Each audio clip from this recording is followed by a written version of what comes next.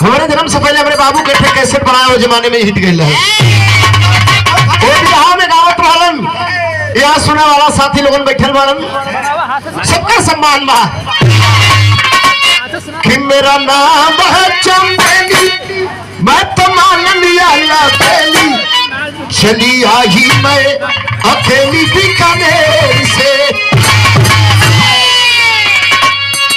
ये मुन्ना भैया कि हो दरोगा बाबू काहे धूमिल हो गए थोला, बात इतना हम पूछना हुजूर से।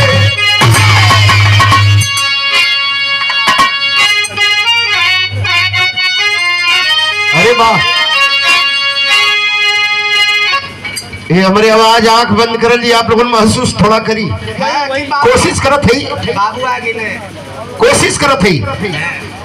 अरे खोलो हो दरोगा बाबू जल्दी दरवाजा कि कैसन गोलिया कहे आवाजिया बा सुनाए, कि बोले लो सुगनवा के बोली दुल्हनिया, तोहरे बाबू गईले बढ़ के गौआ नियर आए, खाली अकेले घर में बाई तोहरे बानी, आय अपने नन्ना के लोग लेबा बोलवा, जब से नाई है नाई खुल तारा बजवा, जब से नाई है नाई खुल तारा सब दिन का बबवा गया लगा हुआ है, हरे रामा हरे रामा रामा रामा हरे हरे।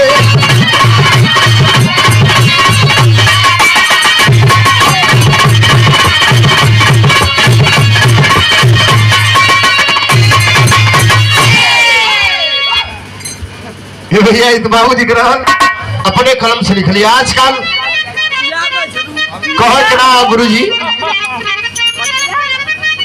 गुरु जी लोगों के बड़ी दशा का बताई कभी लोगों का,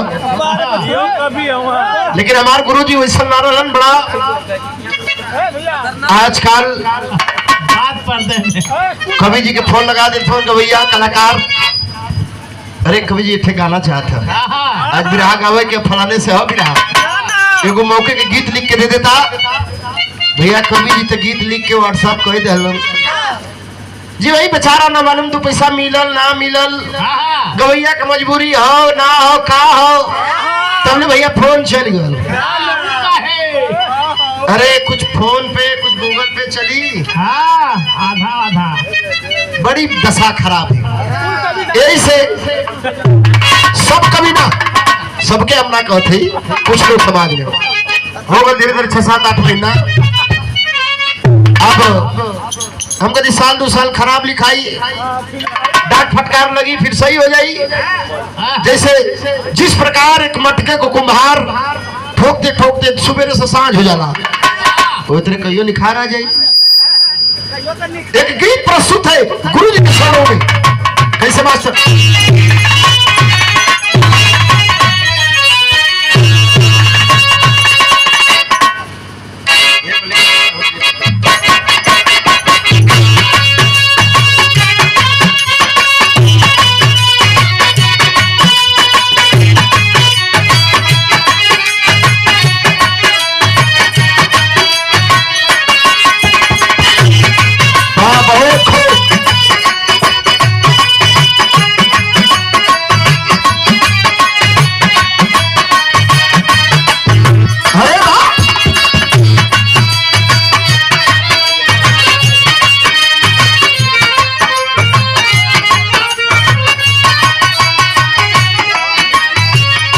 ये हमारे गुरु जी ना हुआ, परिवार बड़ा सुना सुना,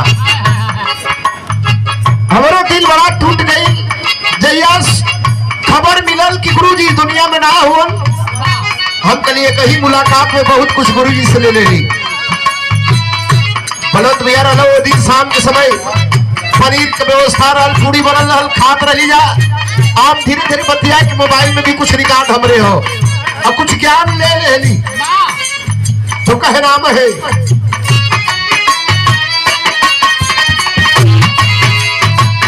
लूट गईल बिरहा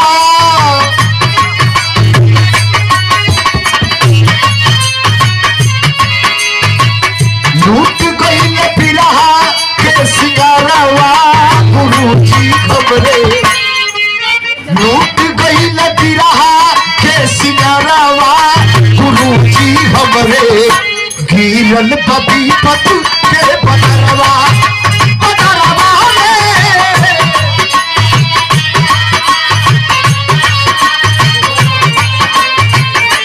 गिरल बबी पतु के बदरवा बदरवा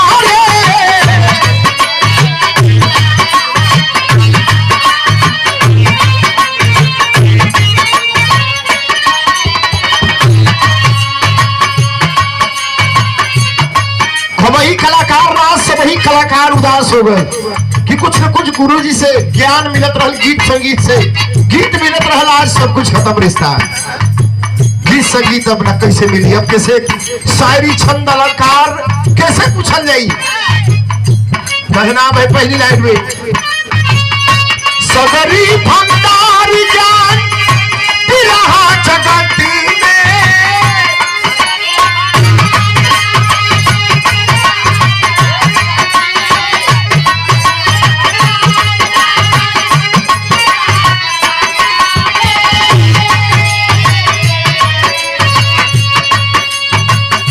सगरी भंडारी ज्ञान बिरहा जगत में कलमा उठवले गुरुजी गीति और भजन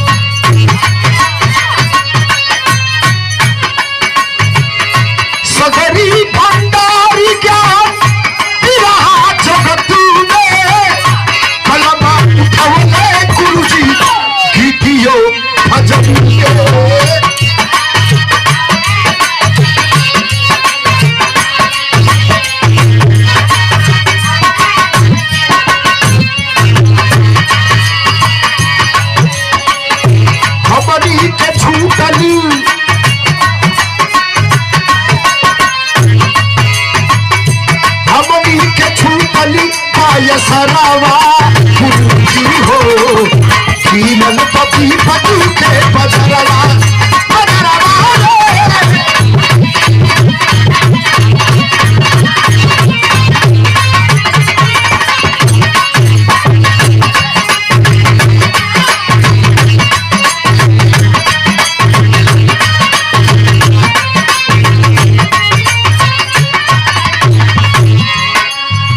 एक एक शब्द एक एक लाइन आप लोगों के दिल में कुछ जगह बना देगी गुरु जी के प्रेम के प्रति गीत सब समर्पित उनके चरण में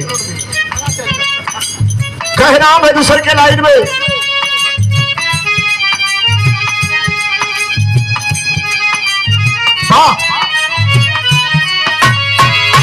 ज्ञान के चरवले अनुपम दिया नावा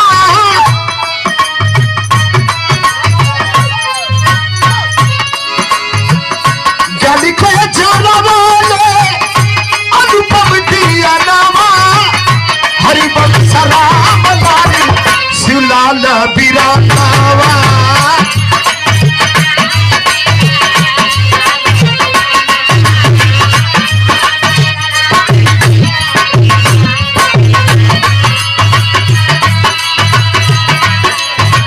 जिंदगी में बाहर आगे जौनागर गुरु जी के 3 गो सुपुत्र भइलन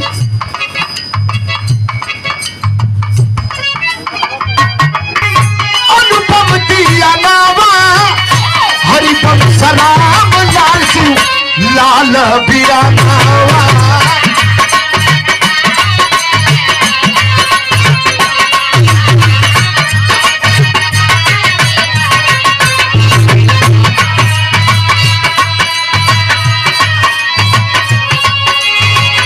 और देखे ज्ञानी के चरवले राम लाल सिंह लाल बिरनावा।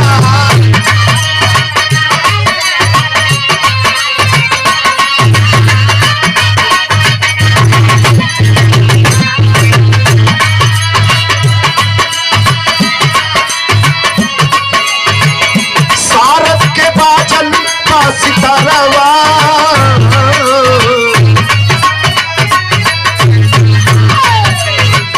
सारद के बाजल का सितारवा, गुरु जी हमरे गिरल बपी पटु के बजरवा, बजरवा रे।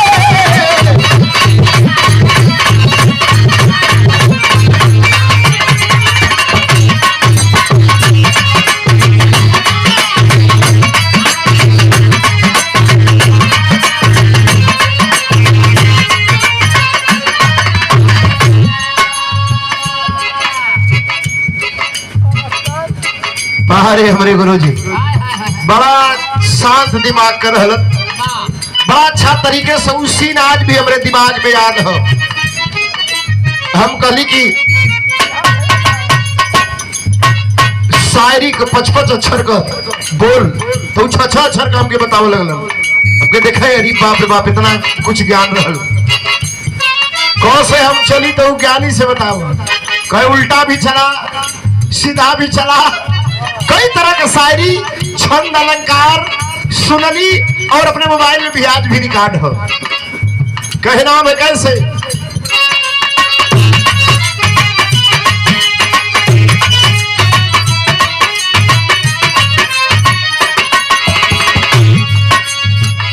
बिटिया बिंदा गिरजा देवी आईनी अंगनावा,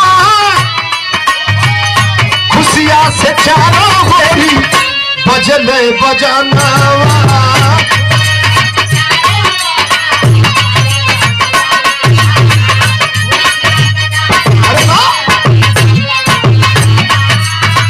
हमारे आंगन परिवार खुश हो गए, बिटिया लक्ष्मी का स्वरूप होली। बिटिया के कदम रखते पड़ते धरती पर घर परिवार एकदम सुख शांति की तरफ खोला। लोग कितना लोग जाना घेरा लगला लड़की पैदा हो गई, हाँ मुंह पिचकाए लिए हन लगी कि विपत गिर गल कपारे पर। अरे बिटिया आई बेटवा के तरफ प्यार दो, बिटिया के बेटवा के देखा वो नजर से कोनो अंतर ना, बस सोचने का फर्क हो।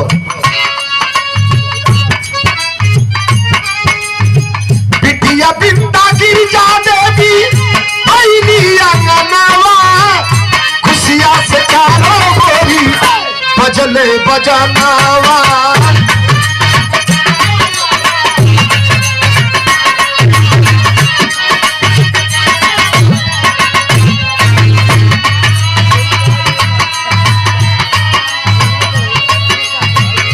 गावे में फाटे लाहिया रवा,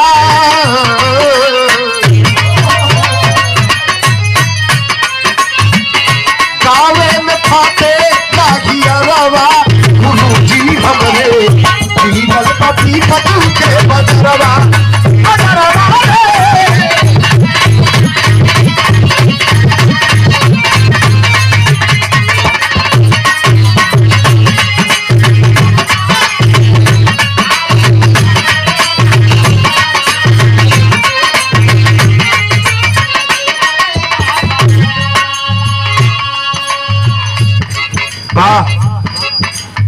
करेजा फाट जात बा गावे में बारे गुरुजी।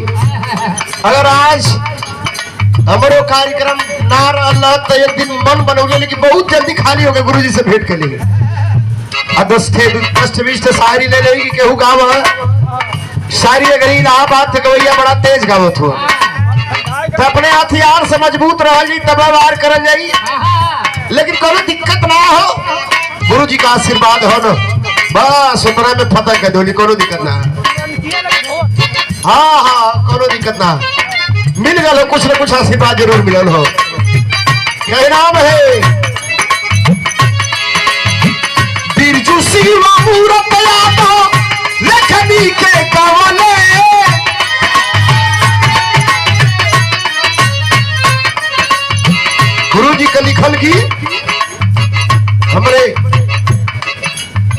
जमाने के सम्राट कह लीजिए कम है। बिरजू उस्ताद और हमारे बाबूजी लिखल गीत भी गौलन, गुरुजी का लिखल गीत बिरजू उस्ताद भी गौलन। बिरजू शिवा मूरत यादव लखनी के गवले, बिरहा में गुरी गाना कीर्ति के पवले, बिरहा में गुरी गानी कीर्ति के पवले।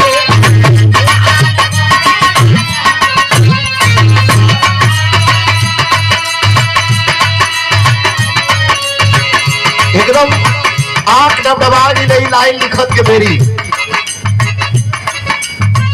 बिरजू शिवा मूरत यादव लखनी के गवले, बिरहा में गुरी गानी कीर्ति के पवले।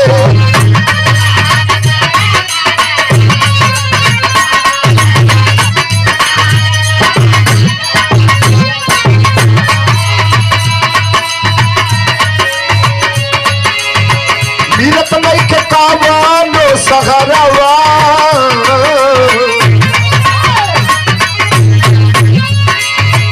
मिलत नहीं के कावानो सहरवा, गुरुजी हमरे जीवन पति पति के बदलवा बदलवा रे।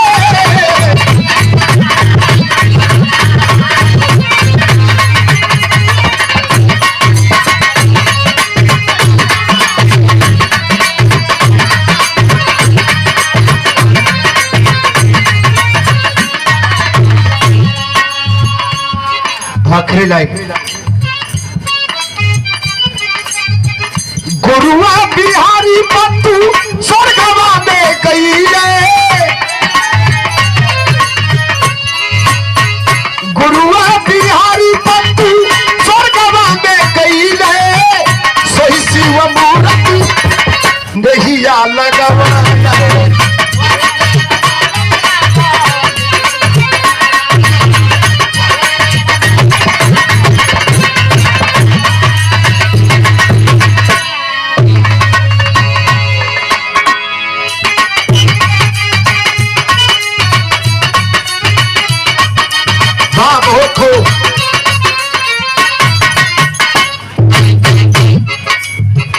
गुरुआ बिहारी पत्तू स्वर्गवा में गई ले, सोई शिव मूर्ति यादव देखिया लगवले।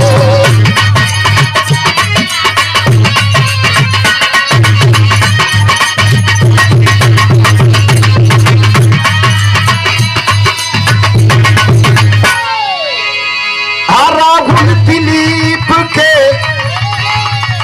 राहुल दिलीप के सहरवा, गुरुजी घमरे घिरल पति पति के बदरवा।